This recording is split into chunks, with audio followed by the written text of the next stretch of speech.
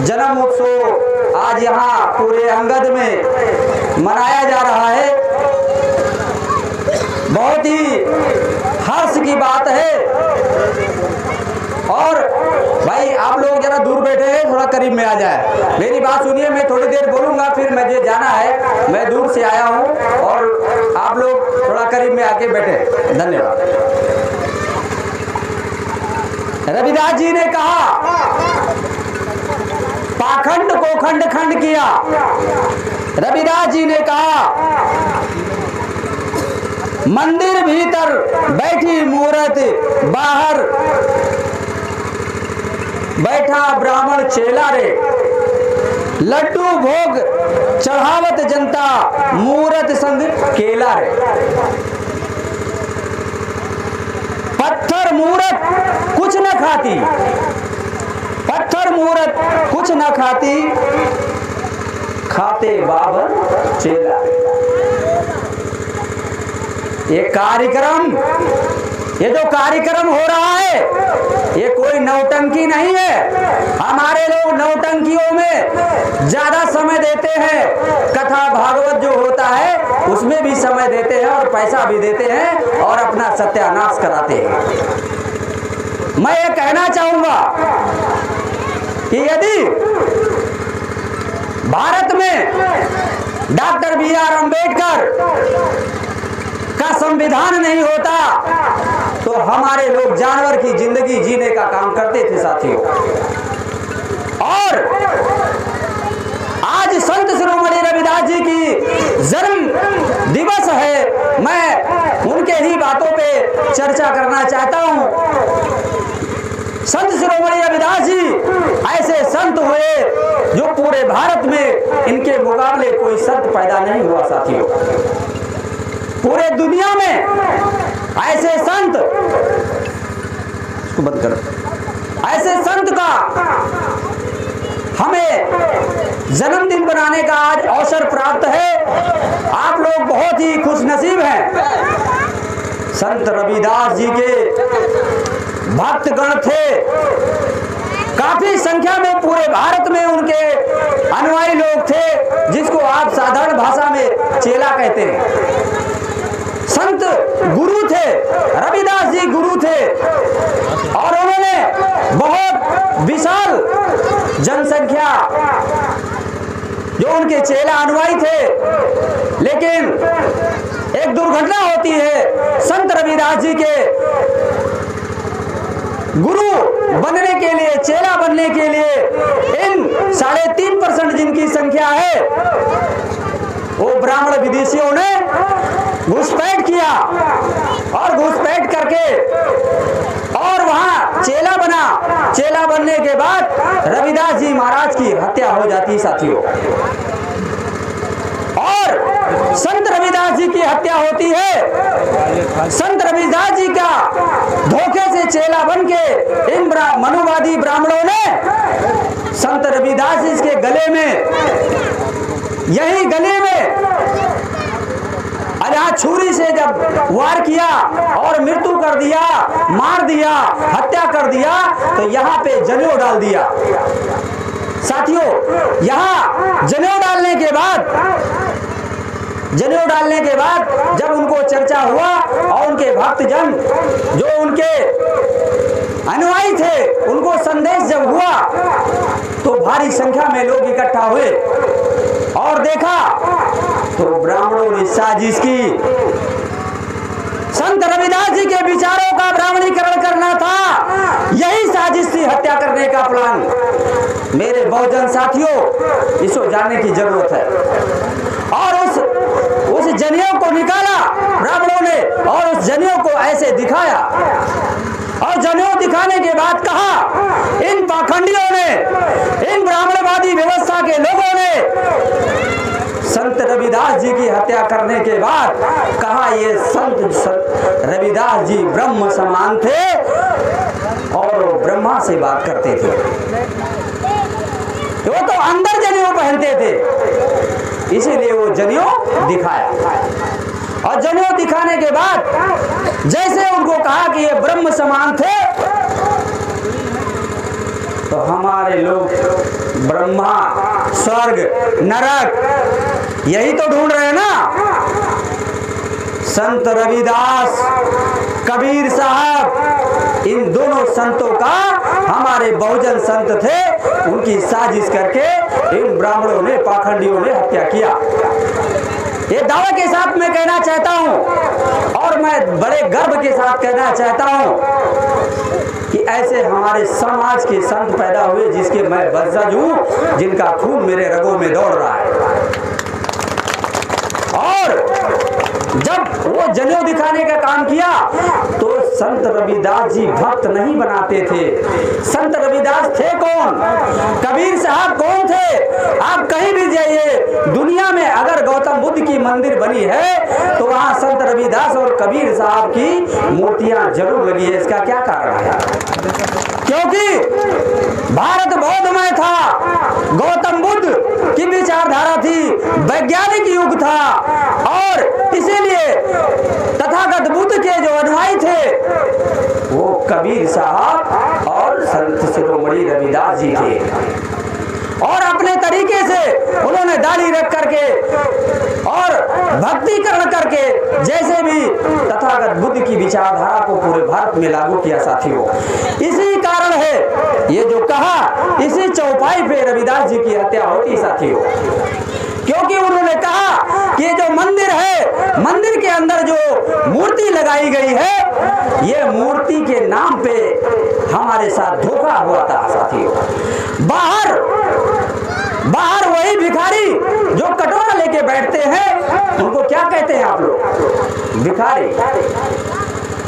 और अंदर जो बैठा हुआ है वो भी भिखारी है, मगर वो पैसा लेने का काम उसका तरीका और है।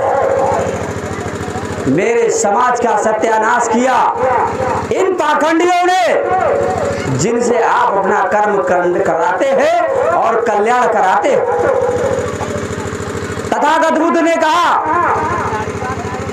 प्रचारक पैदा किए, भंते पैदा किए, चरख भिक्खवे चारिकम बहुजन हिताय बहुजन सुखाय अंत कल्याण मध्य कल्याण।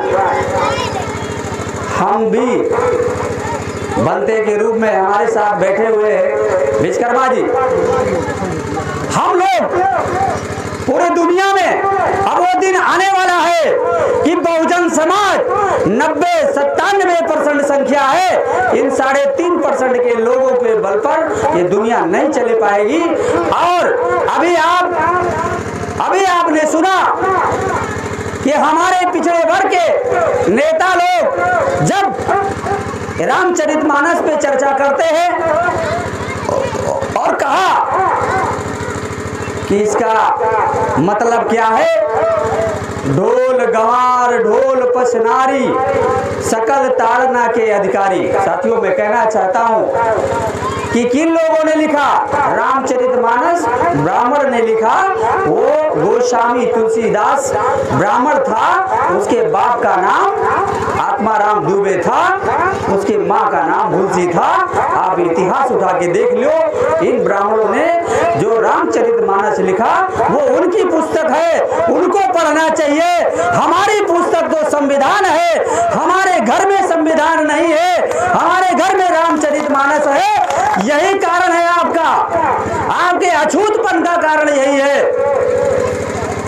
आपके अछूतपन का यही कारण है कि आपने संविधान नहीं पढ़ा। हमारे लोग नहा धो करके और सुबेरे 2 घंटा बैठ के बड़बड़ करते हैं। कबीर साहब ने कहा कि कंठी डोलावे नाके करत आकाश। कहा कबीर साहब ने कहा कि मन स्थिर नहीं है, कंठी जपने से और ये रामायण पढ़ने से आपका कल्याण नहीं होने वाला है। क्योंकि बाबा साहब अम्बेडकर को अछूत बताया और उनको पढ़ने का अधिकार नहीं दिया गया, उनको बाल काटने का अधिकार इन्हीं हमारे समाज के, नाई समाज के यहाँ जब बाल काटना होता है तो उनको भगा दिया जाता है कि ये अछूत समाज का है। साथियों हमारे पिछड़े वर्ग के लोग ईवी रामास्वामी नायकर हमारे पेरियार गड़रिया बिरादरी से थे और ललई सिंह यादव हमारे समाज के ऐसे महारथ पुरुष पैदा हुए जो चिंता इस बात की है कि यादवों के घर में ललई यादव और ईवी रामास्वामी नायकर का फोटो नहीं है, क्योंकि अगर हमारे यादव समाज कुर्मी कुमार बढ़ई लोहार कोरी चमार हरिगढ़ यादव भी खरीद निषाद जितने लोग हैं ये अपने इतिहास को भूल गए साथियों। ये समाज इस समाज से जिस लोगों को डरना चाहिए वो समाज उन लोगों से डरता है जिनको अगर हमारे लोग अगर खड़े होकर के पेशाब कर दे तो ये जहां से आए थे और एशिया से वही पहुंच जाए, क्योंकि जब दर्द बढ़ता है तो आदमी चिल्लाता। हमारे महापुरुषों के ऊपर इतने बड़े अत्याचार हुए साथियों, ब्राह्मणों ने 4 वर्ण में हमको बांटा, ब्राह्मण क्षत्रिय वैश्य शूद्र 4 वर्ण में बांट करके ब्राह्मणों ने साजिश करके अपने को सर्वश्रेष्ठ रखा और क्षत्रिय को कहा कि तुम पढ़ नहीं सकते, पढ़ा नहीं सकते, गुरु बनने की कोशिश मत करना। उसको तलवार पकड़ा दी गई और क्षत्रियों को भी वंचित किया गया साथियों, और उसको तलवार पकड़ा दिया गया। आज अगर दुनिया में मठ है, मंदिर है, तो वहां कोई ठाकुर पुजारी नहीं है, कौन है? ब्राह्मण ही पुजारी है। वैश्य को कहा गया कि तुम पढ़ सकते हो, पढ़ा नहीं सकते, तुम धन रख सकते हो मगर शस्त्र नहीं रख सकते। और बनिया को अगर आप एक लाठी लेकर के रात में अगर उसके लगा दो, बोलो कि ये धन की चाबी मुझे दे दो, नहीं तो हम टाइगर दबा देंगे, और गोली चल जाएगी, वो डर के मारे आपको चाबी दे देगा, तो उसको वंचित किया गया। और चौथा वर्ण जो शूद्र है उसको कहा पढ़ नहीं सकते, पढ़ा नहीं सकते, धन नहीं रख सकते, शास्त्र भी नहीं रख सकते।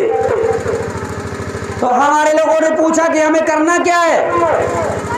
जैसे मैं आपके यहाँ अगर घर में आपके काम करें, सारा दिन अगर हम आपके यहाँ का मजदूरी करेंगे तो हमको शाम को मजदूरी चाहिए, लेकिन हमारे समाज को यह बताया गया कि निष्काम भाव से आप सेवा करते रहो और आपको फल ऊपर वाला देगा।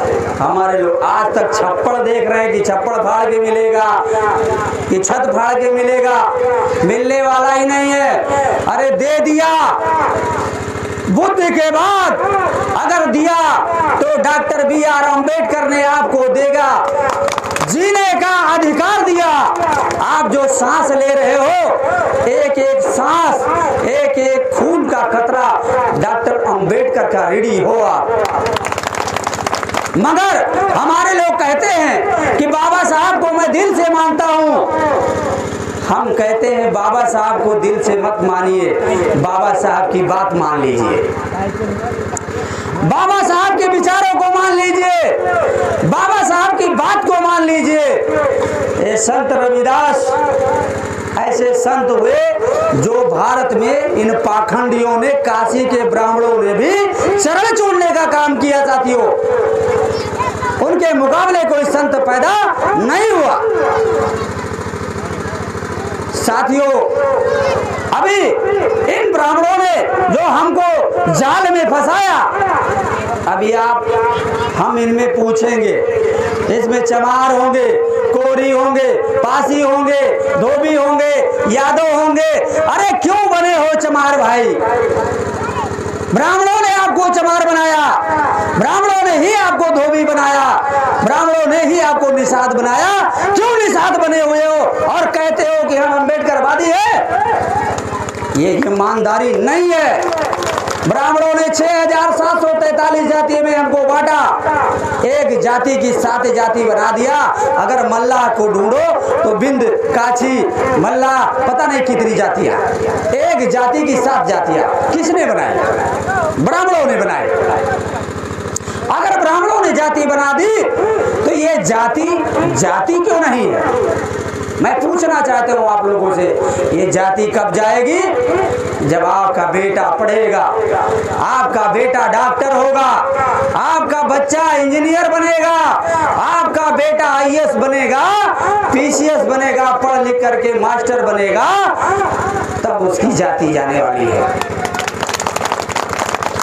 लेकिन अगर इसी चमार का बेटा आईएएस है तो इन्हीं ब्राह्मण लोग जाकर के उसका पैर छूने का काम करते हैं। अगर यादव बिरादरी का लड़का पीसीएस हो गया है, भले बाहर जरूर कहते हैं कि यादव जी 12 नहीं बजा है का, उसको अपमानित करते हैं। कहते हैं आदमी न मिले तो सतुआ खाओ, मन ही न मिले तो अहिरस बतलाओ। ये कौन है, कौन कहता है? इन ब्राह्मणों ने कहा और हमारे यादव जी ने सुन लिया। अरे याद करो ब्राह्मणियों, पाखंडियों, पीवी रामास्वामी नायकर का पुतला लगा हुआ है मध्य प्रदेश केरला में, वहां लिखा हुआ है, उनके बातों को सुनो। ललई सिंह यादव, उन्होंने सच्ची रामायण लिखा। अगर रामायण पढ़ना ही है तो आप नोट कर लो कि ईवी रामास्वामी का सच्ची रामायण, अगर बहुत शौकी है तो सच्ची रामायण पढ़िए।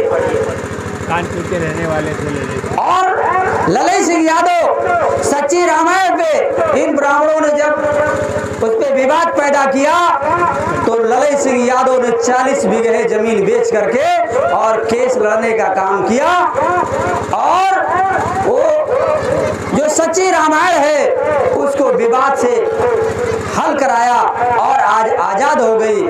आप सच्ची रामायण पढ़ सकते हैं साथियों। मैं ये बताना चाहता हूं कि अगर ब्राह्मणों ने आपको अछूत बनाया है, आपको अगर वंचित किया है, तो आप क्यों वंचित हो? पढ़ने के लिए स्कूल है, आपको कौन रोकता है भाई?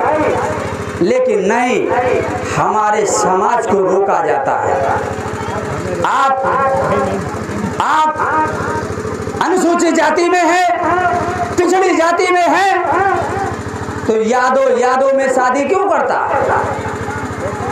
कुर्मी में शादी क्यों करता? चमार में शादी क्यों करता है? और बुलाते हो पंडित को और पत्रा निकलवाते हो और ब्राह्मण का सुनिए आपके साथ साजिश करता है। अगर ब्राह्मण से आप पत्रा पूछवाते हैं, लेकिन ब्राह्मण क्या करता है? तिवारी के यहाँ शादी नहीं करता, शुक्ला के यहाँ शादी नहीं करता।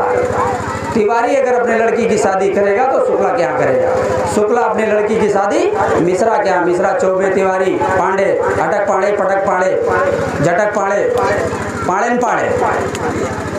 तो हमें उनसे सबक लेना चाहिए। अगर ब्राह्मणों ने तुम्हें नीच बनाया है तो क्यों ब्राह्मणों की चर्चा करते हो? क्यों नीच बने हो भाई?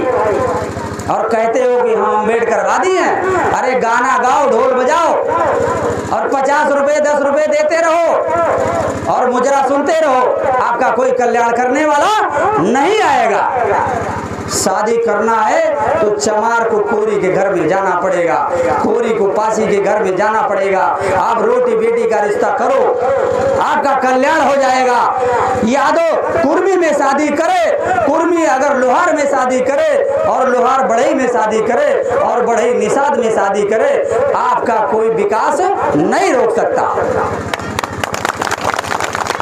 हमारे लोग कहते हैं मैं अम्बेडकरवादी हूँ, मैं बौद्धिस्ट हूँ, मेरा नाम पवन बौद्ध है, मेरा खून निकालो और लेके जाओ और पैथोलॉजी में लैब में चेक कराओ, पूरा खून अम्बेडकरवादी निकलेगा, इसमें कोई शक नहीं है।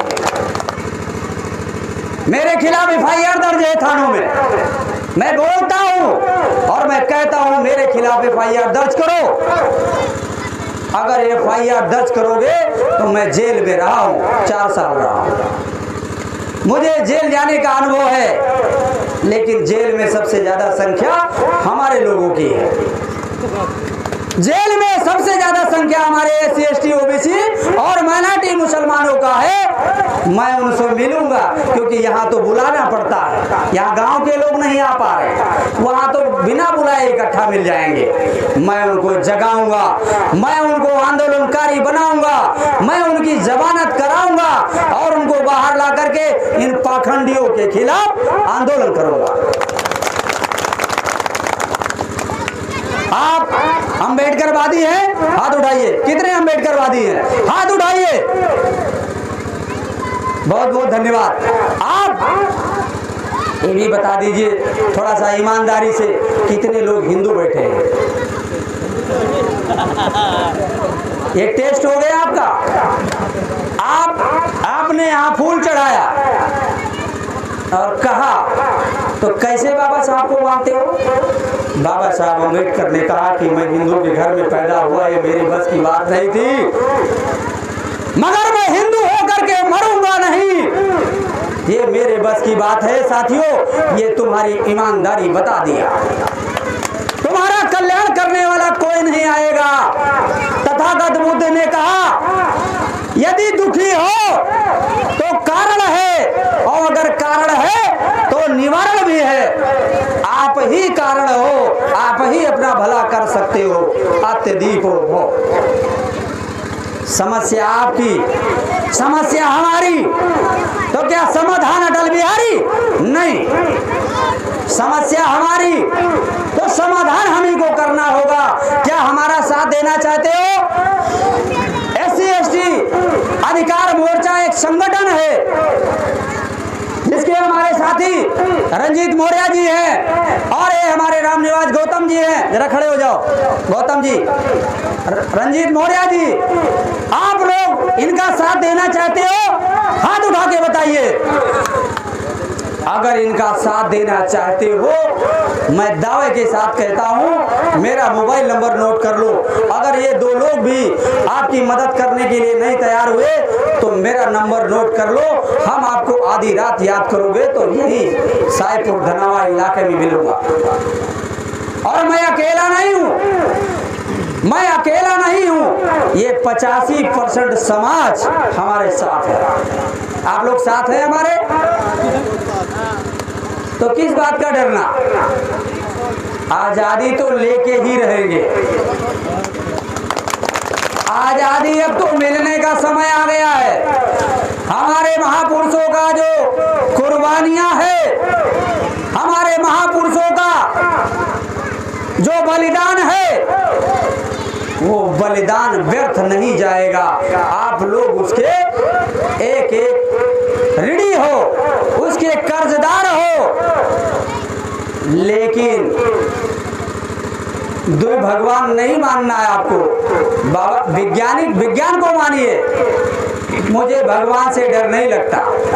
मैं भगवान से नहीं डरता। मैं स्वयं भगवान हूँ। और बताओ, मैं भगवान से नहीं डरता क्योंकि भगवान है ही नहीं है। और जब भगवान है ही नहीं है तो डरना किस बात का? अरे डरते हम इस समाज से हैं। ये समाज हमारे साथ नहीं आ रहा है तब तक हमें डर लग रहा है। और जिस दिन ये समाज हमारे साथ आ जाएगा, क्या होगा? शाहपुर में सड़क पिच बन जाएगी, हाईवे रोड से मिल जाएगी यहाँ तक। इसीलिए तो सड़क नहीं बनती कि इधर माजा, लोग कहावत कहते हैं, कहाँ हो रहा माझम गिरना। आपको तिरस्कार हे दृष्टि से देखते हैं। मैं कहता हूँ धन्य है इस माझा के इलाके के लोग, जिनकी जितनी यहाँ जमीनें होगी वो वहाँ एक बिस्सा में जीते हैं। यहाँ तो शायद 100 बीघा खेती हमारे साहब बैठे हैं, 50 बीघा से तो कम ना हो। और जो ब्राह्मणों ने 200 संगठन बनाए, कांग्रेस ने, मैं राजनीति नहीं बोलना चाहता लेकिन बीमारी बताना पड़ेगा।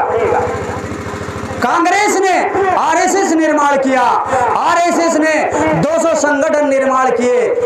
ये ब्राह्मणों का संगठन है। हमारे लोग लाल लाल अंगोछा बांध के जय श्री राम लला हम आएंगे और हम मंदिर वही बनाएंगे, मगर तुम्हें अधिकार नहीं देंगे। कितने हिंदू पिछड़ी जात अनुसूचित जाति के बेटे के साथ बलात्कार होता है। ये कहाँ मर जाते हैं हिंदू संगठन के लोग, क्यों नहीं आंदोलन करते हैं? अगर याद करते हैं तो उस महापुरुष बाबा साहब अम्बेडकर का संविधान याद आता है और थाने पे जाते हैं, FIR लिखवाते हैं। हमारे लोग पिछड़ी जाति के लोग तो पक्का पंडित है, वो तो कहा हम शूद्र होवे न करी। कहते हैं अगर पिछड़ी जाति से लोग पूछो कि आप शूद्र हो, कहते हम शूद्र नहीं है, शूद्र गौतम जी हैं। कहते हैं उनको पता ही नहीं है कि वर्ण व्यवस्था के तहत आपको शूद्र बनाया, हमको तो अछूत बनाया। गौतम लोग अछूत थे, गिलास को छू नहीं सकते थे। एक स्कूल में पढ़ाई हो रही थी, बाबा साहब अम्बेडकर वहां पढ़ते थे। बच्चों से मास्टरों ने पूछा कि बेटे ये बच्चों बताओ कि दुनिया में सबसे ज्यादा गर्म क्या है? किसी ने बताया सूरज गर्म है, किसी ने बताया आग गर्म है, किसी ने कुछ बताया और किसी बच्चे ने कुछ बताया। मगर साथियों बाबा साहब अम्बेडकर ने क्या बताया, जरा सुनो। बाबा साहब अम्बेडकर ने ये पानी का घड़ा रखा हुआ था कोने में, उनको पानी पीने की इजाजत नहीं थी। बाबा साहब अम्बेडकर स्टूल पे खड़े होकर के कहा कि मास्टर साहब मेरे लिए जो घड़ा में पानी रखा हुआ है ये सबसे ज्यादा गर्म है, ये सबसे ज्यादा गर्म है, मैं इसको छू नहीं सकता। साथियों यदि आपको आजाद होना है तो पिछड़ी जात अनुसूचित जाति के लोग आपस में लड़ना बंद करो, पिछड़ी जाति की चुगली करना बंद करो। नहीं बंद करोगे तो जहां से आप उठे थे